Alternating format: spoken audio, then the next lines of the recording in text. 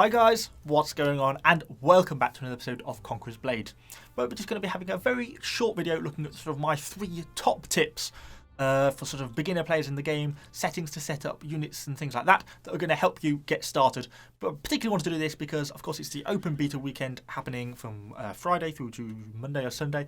So we're going to have lots of new players into the game, and I thought it'd be worthwhile giving a few hints and tips. The first one for me, and it's going to sound silly, but for me, I found this just to be the most useful thing.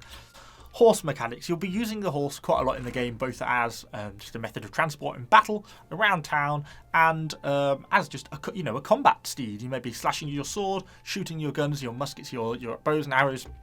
And when you start into the game, it's set so that as you turn your mouse, the horse turns.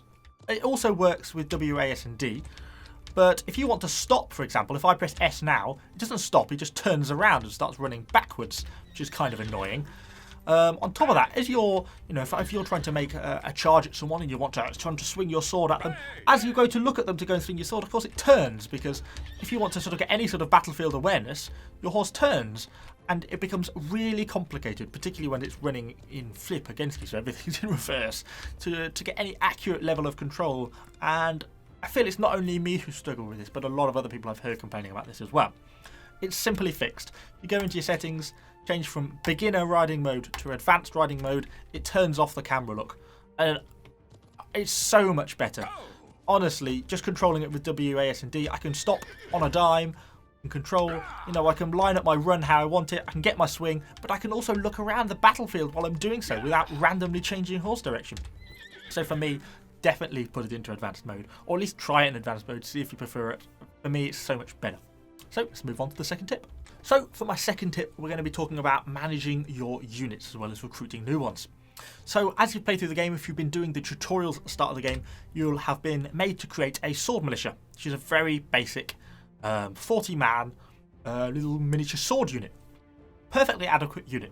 But one is certainly not going to be enough, because your leadership is going to allow you to have 2 or 3, maybe even 4, depending on the quality you go for, different units with you in battle. So when you lose that first unit, after the first 3 minutes, something goes wrong, you get caught in a group of enemy archers, take you down, or you get charged by enemy cavalry, that unit's dead, and you get killed, you want to be able to respawn in it and select a second unit. So it's important to actually research down the tree, pick different units, levy archers, we've unlocked javelineers, and as your hero level gets higher, you'll unlock new and different units. So for example, most people can make use of the levy swordsman pretty early on, it's well worth researching. But I've now got high enough that I've researched the tier 2 swordsman, and I have recruited that as a unit in my barracks, and these are a much better quality infantry. So that's the first point about unit management. Second is that you can actually upgrade these units, at least in the basic sense at the moment in the closed beta.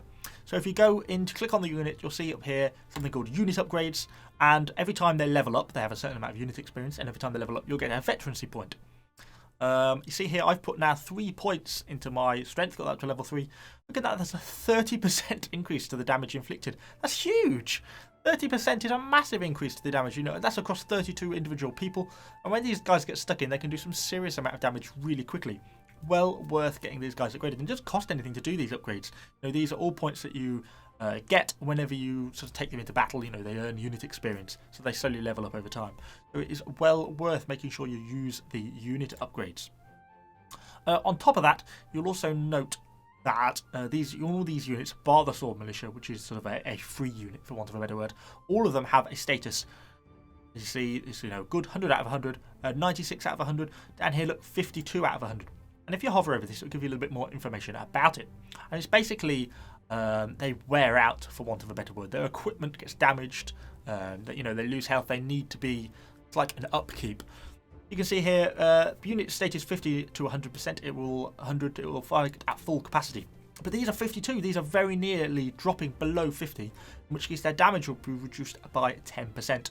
And once they hit 20, they are no longer usable. So it's worth noting you have to be level 15 basically to do this, because you have to unlock the camp, but pretty much you can press the resupply button. It tells you what equipment is needed. 19 rustic shield and spears. I can obtain that item for this level. I'm just going to do a quick buy, and I can then resupply that unit, and then that'll take them back to 100. And that is basically like the upkeep cost of having these units. And of course, as you get to higher tier units, stuff like this, You know, these guys need much more expensive equipment. You know, it's 100 just for one there, look, which is a lot more than the 200 we paid for basically 19. So you can see why maintaining higher tier units actually becomes more expensive. Hopefully that just gives you sort of a bit of a brief overview of how the units recruit, maintain and get upgraded in the game. So on to tip number 3. So what's my final tip? Well, it's going to be play in a group. I know a lot of people say this about a lot of different games, but it really does make not only the game more fun, but it makes you a lot more effective as a fighting team.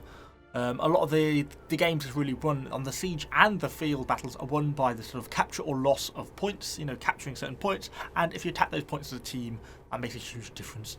You know, being able to have a ranged player and a melee player supporting him makes a huge difference to sort of your combat effectiveness.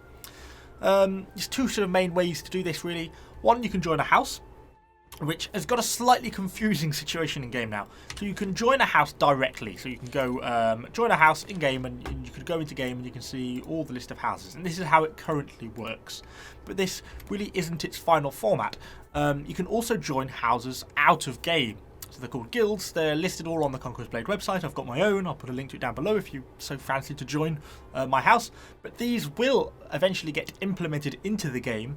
But currently the sort of system is not in place, so they're currently just on the website. So if you wanted to join a sort of a temporary house, then you can join one in game, which then you could probably rejoin when it gets put in permanently, or you can join one of the ones on the website, and then that will bring you in permanently once it actually gets implemented, I think, in the house tests. If you don't want to join a house, you could just join other groups. If you press K, it brings up the sort of party groups currently going on, and you can look for a group if you wanted to join and just play with some other different people, because as I say, it does make it a lot more fun.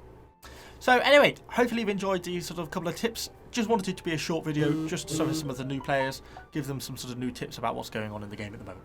Anyway, hopefully any other questions, you can let me know in the comments down below. Subscribe to the channel for lots more Conquerors Blade content, and I shall see you all on the next video.